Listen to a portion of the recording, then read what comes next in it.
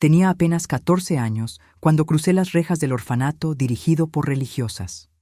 El silencio es obediencia, me dijeron, y esa frase se convirtió en mi sombra durante décadas. Las campanas no solo marcaban el rezo, también marcaban el miedo. Un día, Sor Magdalena desapareció sin explicación. Su cama quedó intacta, como si aún la esperara. Semanas después, limpiando la sacristía, encontré una llave oxidada con un número grabado escondida entre los ladrillos. Su existencia me reveló que había puertas cerradas y secretos que nunca debíamos conocer. Hoy, a mis 82 años, he decidido contarlo todo. ¿Qué abría aquella llave? ¿Y por qué tantas voces fueron silenciadas en aquel lugar? Deja en los comentarios en qué país o ciudad estás escuchando esta historia. Hoy, a mis 82 años, ya no me tiembla la voz al decirlo. Durante décadas guardé silencio, convencida de que hablar era peligroso, de que las paredes todavía podían escucharme incluso cuando ya no estaba allí. Pero he llegado a esa edad en 1970 que el peso de la memoria es más fuerte que el miedo. Y siento que, si me callo ahora, todo lo que vivimos quedará sepultado en el olvido. Crecí en un orfanato dirigido por religiosas, un lugar donde la disciplina era llamada virtud y el silencio se confundía con fe. Allí pasé mi adolescencia. Allí aprendí a rezar de rodillas hasta que mis huesos dolían. Allí conocí el frío de pasillos interminables y el eco de campanas que no siempre traían consuelo. Hoy quiero hablar no para condenar la fe, porque todavía creo en Dios, sino para contar cómo las estructuras humanas fueron capaces de convertir la esperanza en miedo. Recuerdo que en esos muros había reglas que nunca estaban escritas, pero que todas conocíamos. No pienses, obedece, confía. El silencio era ley. El dolor purifica. Me repetía esas frases como un rezo, intentando convencerme de que el sacrificio tenía un propósito. Pero con el tiempo, entendí que ese propósito no era salvarnos, sino mantenernos sometidas. No hablo de milagros ni de visiones. Hablo de noches en vela, de miradas esquivas, de compañeras que dejaron de estar allí de un día para otro. Hablo de un miedo constante que nos envolvía como el frío húmedo de las paredes. Y hablo, sobre todo, de un secreto tangible, una llave oxidada con un número grabado que encontré escondida en la sacristía y que cambió mi manera de ver aquel lugar para siempre. Esa llave no abría solo una puerta física. Abría la certeza de que lo que sospechábamos era real, que detrás de los rezos había habitaciones prohibidas, secretos guardados, vidas silenciadas. Hoy me siento frente a esta cámara, con el cuerpo desgastado por los años, pero con la mente más lúcida que nunca, para contar lo que nadie quiso escuchar. No pretendo que todos crean en mis palabras. Solo quiero que la verdad respire, aunque sea tarde, aunque duela, porque si el silencio fue ley en aquel orfanato, mi voz ahora es la única manera de romper esa ley. Mi infancia estuvo marcada por la ausencia y por la fe. Nací en un pueblo pequeño, donde todos se conocían y las campanas de la iglesia eran el reloj de nuestras vidas. Mi padre murió joven, y mi madre, con apenas fuerzas para sostenernos, decidió que la religión sería el camino más seguro para mí. Dios nunca abandona a los suyos, repetía, y yo quería creerle. Crecí en medio de carencias, pero también de símbolos. El rosario colgado junto a la puerta, el crucifijo sobre la mesa, la voz de mi madre murmurando oraciones antes de dormir. A veces la escuchaba llorar en silencio, creyendo que yo dormía. Esos sollozos se mezclaron con mis recuerdos de infancia, como si la fe y el dolor hubieran estado unidas desde siempre. Yo era una niña tímida, más inclinada a observar que a hablar. Mientras otros jugaban en la plaza, yo buscaba rincones donde escuchar el viento o mirar las sombras alargarse sobre las paredes encaladas. Había en mí una necesidad de paz, de silencio, como si presintiera que el ruido del mundo no era para mí. Fue mi madre quien comenzó a hablar de vocación cuando cumplí 12 años. Decía que mi carácter reservado era señal de que Dios me quería para sí. A mí me asustaba esa idea, pero también me seducía. Pensaba que tal vez, entre los muros de un convento u orfanato, encontraría la calma que no tenía en casa. Recuerdo con claridad la última conversación que tuvimos antes de que me llevaran. Estábamos en la cocina, iluminada apenas por una lámpara de aceite. Ella me tomó las manos y dijo: «El sacrificio es el camino más puro, hija. Allá aprenderás a servir, y al servir serás libre». Yo no entendí del todo sus palabras, pero asentí. Nunca supe si lo hacía por obediencia o por miedo a decepcionarla. Esa misma noche guardé en un bolsillo un trozo de tela bordado por mi madre con mis iniciales. Era su forma de acompañarme, de recordarme que aún fuera de su abrazo, no estaría sola. Lo apreté fuerte contra el pecho y supe que mi vida cambiaría para siempre. Lo que no imaginaba era que aquel camino que se me presentaba como vocación terminaría revelándome sombras que marcarían mi alma para siempre. El día de mi ingreso al orfanato quedó grabado como una frontera en mi memoria, lo que fui antes y lo que jamás volví a ser después. Era 1954. Yo tenía apenas 14 años, y aunque mi madre me acompañaba de la mano, sentía que me estaba entregando a un destino que ni ella ni yo comprendíamos del todo.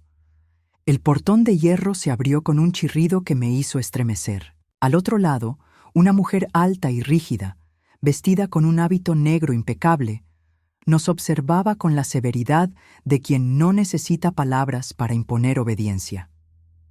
Apenas cruzamos el umbral, escuché lo que sería la primera de muchas frases que marcaron mi vida. Aquí morirás al mundo para nacer en Cristo. Me condujeron a un salón frío con paredes encaladas. Había bancos de madera dispuestos en fila y un crucifijo enorme colgando torcido sobre la pared principal. Allí me entregaron una túnica gris áspera y un velo sencillo.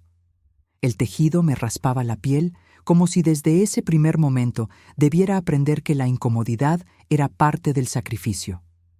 Mientras me cambiaba, sentí que dejaba atrás no solo mi ropa de niña, sino también mi nombre, mi historia y cualquier esperanza de elegir. Ya no era hija, ya no era estudiante, ya no era una muchacha del pueblo. Ahora era una hija del silencio. Recuerdo que, al terminar, una campana sonó y todas las internas se reunieron en la capilla. Las escuché rezar al unísono, voces, jóvenes apagadas por la monotonía. Sus ojos evitaban mirarme demasiado, como si supieran que cualquier gesto podía interpretarse como falta de disciplina. La Madre Superiora, con un rosario pesado entre las manos, se acercó a mí. No me sonrió, no me acarició la cabeza como hacía mi madre. Solo pronunció en voz baja: «Aquí el silencio es ley». Esa sentencia me atravesó como un cuchillo invisible. Esa noche me asignaron una cama en un dormitorio con otras 12 muchachas. Las mantas eran finas, el colchón duro como piedra. Apenas pude dormir, escuchando el eco de pasos que recorrían los pasillos y el crujido de puertas que se abrían y cerraban en la oscuridad. Afuera, el viento golpeaba las ventanas. Adentro, un silencio espeso lo cubría todo. Entendí entonces que no había ingreso, sino entierro, y que a partir de ese día ya no me pertenecía a mí misma. La vida en el orfanato estaba regida por un orden tan rígido que a veces parecía que los días eran una copia exacta unos de otros. No existía el tiempo libre, ni el ocio, ni la espontaneidad. Todo estaba marcado por campanas que nos recordaban que allí no había voluntad propia. A las 4 de la mañana, una campanada aguda nos arrancaba del sueño. Nos levantábamos de inmediato, con los pies descalzos sobre el suelo helado, y en silencio absoluto caminábamos en fila hasta la capilla. El olor a incienso viejo se mezclaba con la humedad de los muros. El rezo matutino era obligatorio. Las voces juveniles apenas salían, apagadas por el cansancio y el frío. Después comenzaban las tareas. Unas iban a la cocina, otras al lavadero. donde el agua helada cortaba las manos y algunas a limpiar los pasillos interminables con cepillos de cerdas duras. Yo solía ayudar en la cocina, frotando ollas ennegrecidas y cortando verduras que casi nunca probaba. El desayuno, servido después de las labores iniciales, era escaso: pan duro y una taza de leche aguada. Aún así, debíamos agradecerlo como si fuera un banquete. El estudio bíblico ocupaba gran parte de la mañana. Sentadas en bancas rectas, copiábamos pasajes enteros a mano hasta que la muñeca dolía. La repetición graba la obediencia en el alma, decía una hermana. Y mientras escribía, sentía que mi caligrafía se volvía cada vez más automática, como si mis pensamientos ya no me pertenecieran.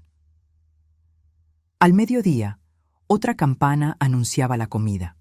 El refectorio era un salón amplio pero oscuro, donde la disciplina se respiraba tanto como el olor a sopa aguada. Estaba prohibido hablar. Solo se escuchaba el roce de cucharas y platos. Si alguien se atrevía a levantar la mirada demasiado tiempo, bastaba un gesto de la Madre Superiora para que la sangre se helara en las venas. Por la tarde, trabajábamos en el huerto. Bajo el sol o bajo la lluvia, cavábamos la tierra con las manos, sembrábamos y recogíamos verduras. El sudor corría, pero estaba prohibido secarlo. La fatiga debía ofrecerse como sacrificio. La Madre Superiora vigilaba desde la distancia y cada movimiento parecía una prueba. Al anochecer regresábamos a la capilla. Las velas proyectaban sombras alargadas sobre los muros y el crucifijo parecía mirarnos desde lo alto con severidad. Tras la última oración, cada una debía marchar a su cama. Estaba prohibido conversar, reír o llorar. Sin embargo, algunas noches escuchaba sollozos ahogados. Nadie consolaba a nadie. El consuelo era considerado debilidad. Con el tiempo entendí que aquella rutina no buscaba acercarnos a Dios, sino arrancarnos de nosotras mismas. Y yo, aún adolescente, aprendí a esconder mis dudas y mis miedos bajo una obediencia forzada. Durante meses, intenté convencerme de que la rutina era sagrada, que cada sacrificio era necesario para limpiar mi alma. Repetía en silencio lo que nos decían a diario: no pienses, obedece, confía. Pero hubo un día, un instante aparentemente pequeño, que abrió una grieta en mi fe ciega.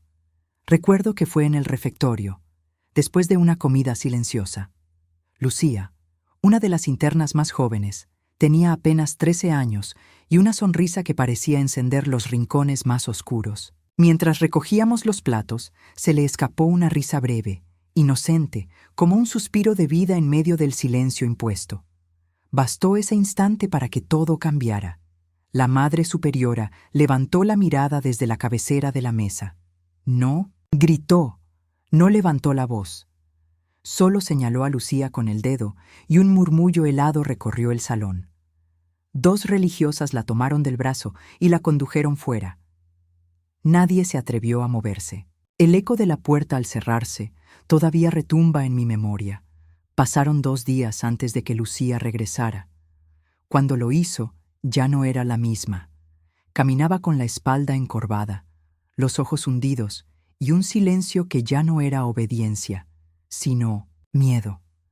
Una cicatriz delgada le cruzaba la frente y aunque nadie explicó qué había pasado, todas entendimos que había sido castigada en el cuarto de disciplina. Yo no podía apartar la mirada de su rostro. Aquella risa que tanto la caracterizaba había desaparecido para siempre. En su lugar, había un vacío que me dolía más que cualquier herida física. Esa noche, mientras me acostaba en mi cama dura, sentí por primera vez que algo no encajaba. ¿De verdad Dios podía exigir el sufrimiento de una niña por una risa? ¿Era el dolor el camino a la pureza? Me repetí 1000 veces que debía confiar, que la fe era obediencia. Pero en lo profundo de mi alma comenzó a crecer una voz que no pude acallar. El silencio no puede ser sagrado si mata la alegría. Esa fue la primera grieta, pequeña, invisible para los demás, pero suficiente para que el muro de mi obediencia empezara a resquebrajarse. Y una vez abierta, ya nunca volvió a cerrarse. Después del castigo de Lucía, el miedo se instaló como un huésped permanente en el orfanato. No era un miedo pasajero, sino una sombra que se extendía sobre cada gesto, cada palabra y hasta cada pensamiento. Aprendimos a caminar despacio, a bajar la mirada, a no respirar demasiado fuerte. El silencio ya no era disciplina, era supervivencia. La Madre Superiora era la encarnación de esa amenaza silenciosa. Alta, con un rostro afilado y unos ojos que parecían atravesar la piel, recorría los pasillos con paso firme, sosteniendo un rosario pesado entre sus manos. El simple sonido de las cuentas al chocar entre sí hacía que los corazones se encogieran. Yo sentía que me observaba incluso cuando no estaba en la misma sala, como si pudiera leer mis dudas escondidas. Pero ella no era la única figura que inspiraba temor. De vez en cuando llegaba un párroco del pueblo cercano. Sus visitas eran breves, pero bastaba su presencia para que el ambiente se volviera más denso. Sus sermones estaban llenos de frases duras sobre el sacrificio y la obediencia, y cada vez que terminaba, la Madre Superiora parecía más estricta aún. Y luego estaba él, el visitante misterioso. Nadie sabía su nombre. Siempre llegaba un miércoles por la tarde, vestido de negro, con guantes que nunca se quitaba. La Madre Superiora lo recibía personalmente y lo conducía por los pasillos traseros, los que estaban prohibidos para nosotras. Cuando él venía, algunas internas eran llamadas a entrevistas espirituales. La palabra sonaba piadosa, pero el silencio con que regresaban lo decía todo. Algunas volvían más apagadas, otras ya no regresaban nunca. Cuando una cama quedaba vacía, se nos decía que la muchacha había sido trasladada o que había decidido renunciar a la vocación. Pero sus pertenencias seguían ahí, intactas, como esperando. Ese vacío era más aterrador que cualquier castigo. Era la confirmación de que algo ocurría que nadie se atrevía a nombrar. Yo vivía con un nudo en el estómago permanente, el crujido de una puerta en la noche, los pasos que se detenían frente al dormitorio, la campana que anunciaba visitas. Todo me hacía estremecer. A veces, mientras rezaba, sentía que mis labios repetían oraciones vacías, pero mi corazón gritaba preguntas que nunca me atrevía a pronunciar. El miedo era tan denso que hasta el aire parecía pesado, y sin embargo, detrás de ese miedo, algo comenzaba a despertar en mí, una certeza silenciosa de que aquel lugar no era lo que decían, de que bajo esos muros había secretos esperando ser descubiertos. Fue en una tarde de invierno, cuando el viento azotaba las ventanas y el frío parecía calarse hasta los huesos. Me habían asignado limpiar la sacristía antigua, un cuarto apenas usado, lleno de estantes torcidos, velas derretidas y polvo, acumulado en cada rincón. El olor era una mezcla de incienso viejo y humedad, un perfume agrio que parecía adherirse a la piel. Mientras barría el suelo con una escoba gastada, escuché un sonido hueco bajo las losas de piedra. Me agaché y pasé la mano por la grieta. Una de las baldosas se movía con facilidad. El corazón me latía con fuerza mientras, con esfuerzo, la levantaba apenas lo suficiente para ver un pequeño hueco oculto debajo. Allí, envuelto en un pedazo de tela ennegrecida por el tiempo, encontré una llave oxidada con un número grabado, 43. La sostuve en mis manos temblorosas. Estaba fría, pesada, como si llevara consigo la carga de todos los secretos escondidos en aquel lugar. ¿Qué puerta podía abrir? ¿Por qué alguien la habría escondido bajo una losa? La guardé bajo mi hábito, con miedo de que alguien me descubriera. Durante el resto de la jornada fingí normalidad, pero la mente no dejaba de martillar con preguntas. Esa noche, en el dormitorio, mientras todas dormían, saqué la llave y la observé a la luz tenue de la vela. El número grabado, torcido y desgastado, parecía mirarme como un ojo vigilante. Recordé entonces las camas vacías, los traslados nunca explicados, las visitas del hombre de negro. Sentí que aquella llave estaba unida a esos silencios, a esas ausencias que pesaban como fantasmas en los pasillos. No se lo conté a nadie, ni siquiera a Clara, la única interna con la que a veces me atrevía a intercambiar miradas de complicidad. Temía que cualquier palabra pronunciada se volviera en mi contra, pero desde ese día supe que no estaba imaginando cosas. El orfanato ocultaba algo real, tangible, y esa llave era la prueba. Dormí con ella escondida bajo la almohada, y aunque el frío del metal me atravesaba, me aferré a ella como a un talismán. Era el único fragmento de verdad que había logrado arrancar de aquellas paredes de silencio. Desde que encontré la llave, ya no podía mirar el orfanato con los mismos ojos. Cada pasillo me parecía un laberinto lleno de puertas cerradas que quizás correspondían a aquel número, 43. Durante días la llevé oculta bajo mi hábito, temiendo que alguien la descubriera. Cada vez que la rozaba con mis dedos, sentía que llevaba conmigo no solo un objeto, sino una verdad prohibida. La oportunidad de ponerla a prueba llegó una tarde de miércoles, justo después del rosario. Como siempre, el visitante misterioso llegó vestido de negro, acompañado de la Madre Superiora. Pasaron por los pasillos traseros, los que nosotras teníamos prohibido pisar. Ese día, mi corazón me impulsó a seguirlos a distancia. Caminé despacio, con el pulso acelerado, hasta llegar al ala sur del edificio, la más sombría de todas. Allí, detrás de una cortina pesada, vi una puerta de madera con una chapa vieja. Me acerqué cuando estuve sola. La chapa tenía marcas, de óxido, y sobre ella el número grabado, 43. Sentí que las piernas me flaqueaban. Mis manos temblaban mientras sacaba la llave de su escondite.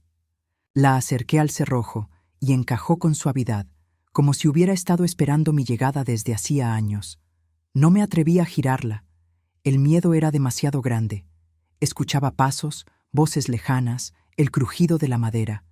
Pero en ese instante, comprendí que todas mis sospechas eran ciertas. Había puertas ocultas, habitaciones prohibidas, secretos demasiado grandes para dejar que la luz los alcanzara. Esa noche no pude dormir. La llave pesaba bajo mi almohada como una condena. ¿Qué había detrás de aquella puerta?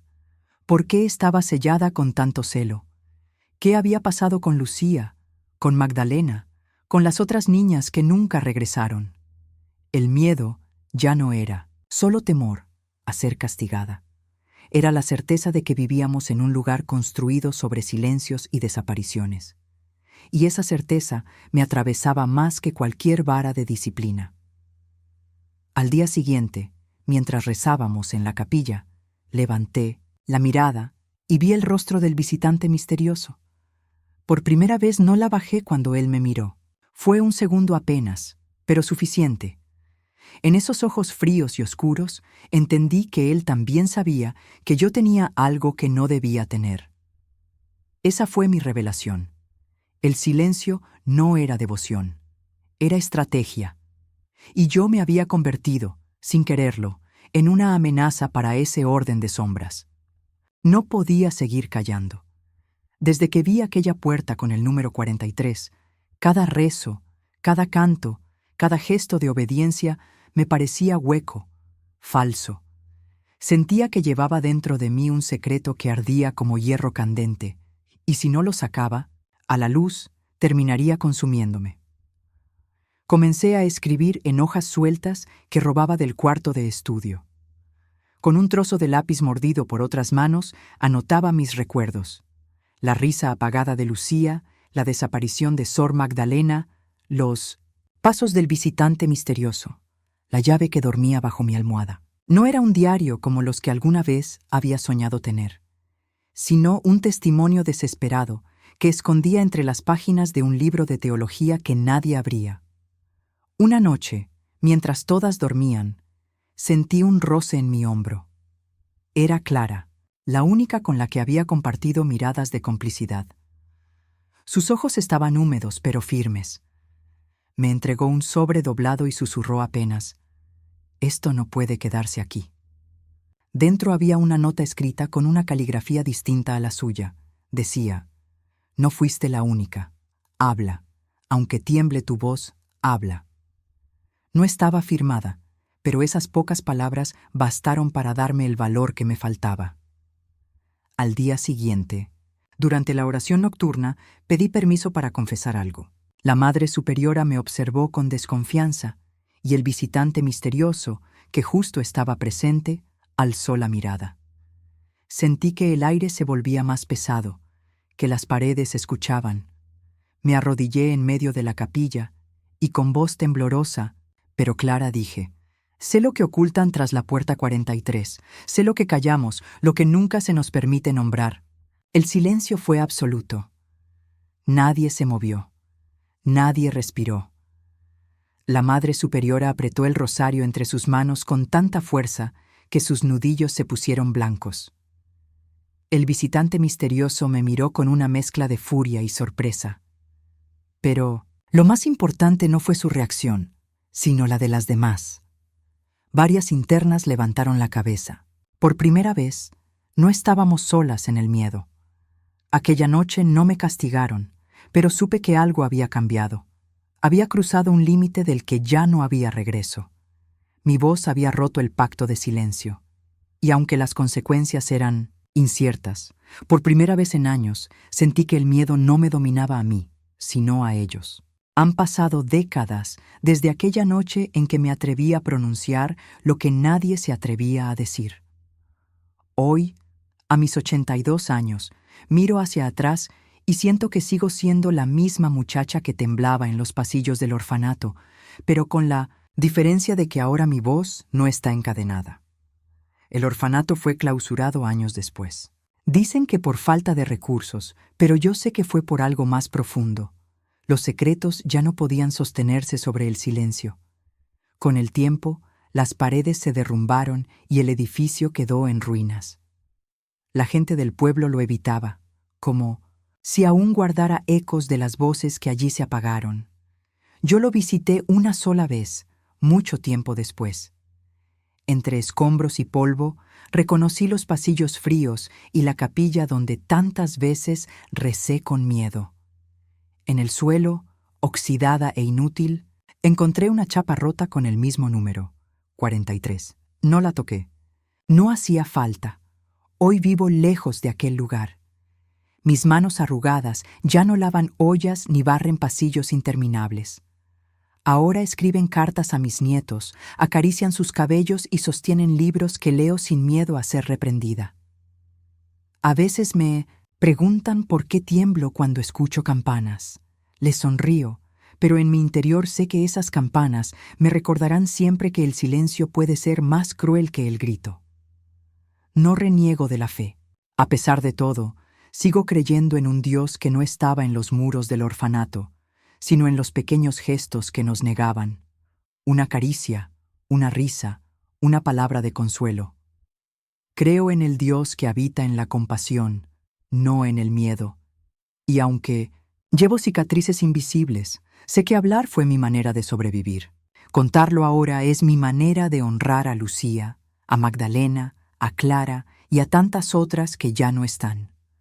No diré que soy completamente libre. Las sombras del pasado me acompañan, pero ya no gobiernan mi vida. Lo que sí puedo decir es que sobreviví y que hablar, aunque tarde, fue mi forma de seguir creyendo. Porque si el silencio fue la ley de aquel orfanato, mi voz es ahora la grieta por donde entra la luz.